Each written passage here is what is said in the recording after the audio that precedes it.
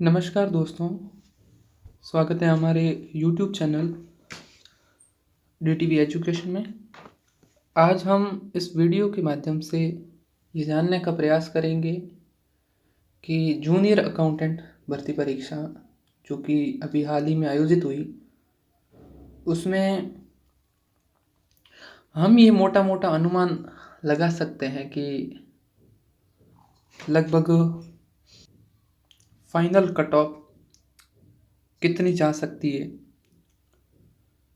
मेरे बहुत सारे दोस्त हैं, वो इस भर्ती परीक्षा की तैयारी कर रहे थे। उन सभी के पेपर का जो देने का तरीका था या फिर उनके जो रिजल्ट्स रहे थे, उसी के आधार पर मैं ये वीडियो बना रहा हूँ। ऐसा नहीं है कि ये वीडियो सिर्फ जिसमें ये बताई जाएगी मेरिट उसी के आधार पर रहेगी, ऐसा भी नहीं है। बट हाँ, मोटा मोटा अनुमान हम लगा सकते हैं। एकदम सही बताना पॉसिबल नहीं है। वो बोर्ड जिस दिन रिजल्ट जारी करेगा उसी दिन सही है, वो आपकी मेरिट आएगी, कट ऑफ उसी दिन सही आएगी। पर हम मोटा मोटा अनुमान लगा सकते हैं। जैसा कि सबसे पहले पेपर का स्तर देख लेते हैं। पेपर का स्तर, मैंने जिनसे भी बात की उन्होंने कहा पेपर का स्तर सिंपल भी नहीं था और एकदम जटिल भी नहीं था। पेपर ठीक था, सामान्य था, लेकिन टाइम कम मिलने की वजह से पेपर को पूरा नहीं कर पाए। जो क्वेश्चंस उन्हें आते थे वो भी वो छोड़ के आ गए, ऐसी स्थिति हो गई। तो पेपर का स्तर सामान्य था। मैनेज क्यों नहीं हुआ? क्योंकि टाइम कम पड़ रहा था क्वेश्चंस के बराबर। क्योंकि एक क्वेश्चंस में बहुत सारे क्वेश्चंस, यानी एक क्वेश्चंस में ऑप्शन फिर ऑप्शन, इस प्रकार एक क्वेश्चंस को इतना बड़ा बना दिया गया, एक क्वेश्चन से 4 क्वेश्चंस बन जाए।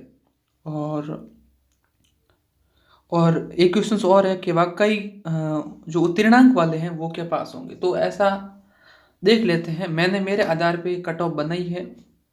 किसी के मान लो इससे कम आ रहे हैं या ज़्यादा आ रहे हैं। कम आ रहे हैं तो हताश होने की आवश्यकता नहीं है, और ज़्यादा आ रहे हैं तो खुश होने की भी आवश्यकता नहीं है। हाँ, ये अपने माइंड में सेट कर सकते हैं कि ठीक है, बढ़िया है। लेकिन आप इस वीडियो के माध्यम से ये अनुमान लगा लेना मोटा मोटा, इससे 5-10 प्लस माइनस हो सकते हैं, इससे ज़्यादा नहीं होंगे।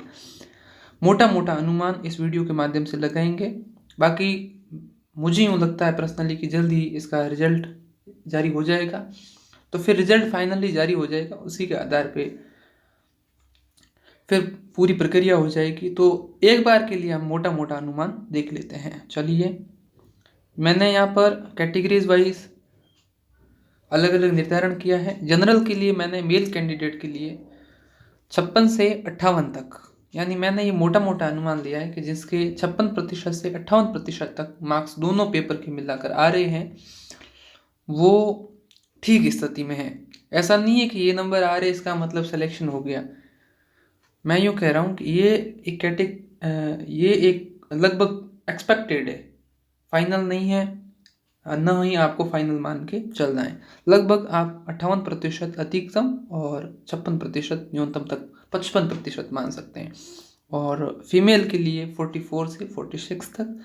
ओबीसी में 55 से 57, 55 से 57 तक मेल कैंडिडेट के लिए, और फीमेल के लिए 40 से 42 के लगभग। और ईडब्ल्यूएस 50 से 52 लगभग।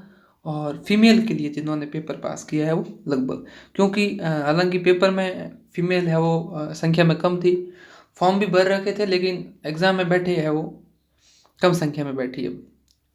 तो एमबीसी 47 से 49 और फीमेल में लगभग पास है हुई। और एससी कैटेगरी में 40 से 41 लगभग, और फीमेल कैटेगरी में जिन्होंने पेपर पास किया वो, और एसटी कैटेगरी में 35 से 37 मेल कैंडिडेट, और जिन्होंने फीमेल है उन्होंने पास किया। एक्स सर्विसमैन और मिनिस्ट्रियल जो एम्प्लॉय है लगभग उन्होंने पेपर पास किया है, उनके लिए उनका फाइनल सिलेक्शन हो जाएगा। अब ये सारणी दी गई है, इस आधार पर आप अपना मोटा मोटा अनुमान लगा लीजिए। ऐसा नहीं है कि इस सारणी में लिखा गया तथ्य एकदम सही सटीक होगा, लेकिन हमने ये कोशिश की है कि पूर्णतः सही और सटीक बैठे।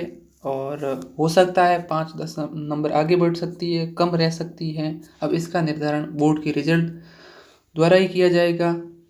और बाकी अगर किसी का कम आ रहे हैं तो नई वैकेंसी आ जाएगी, कोई ना कोई आ जाएगी, उसकी तैयारी करो और निराश एवं हताश होने की आवश्यकता नहीं है।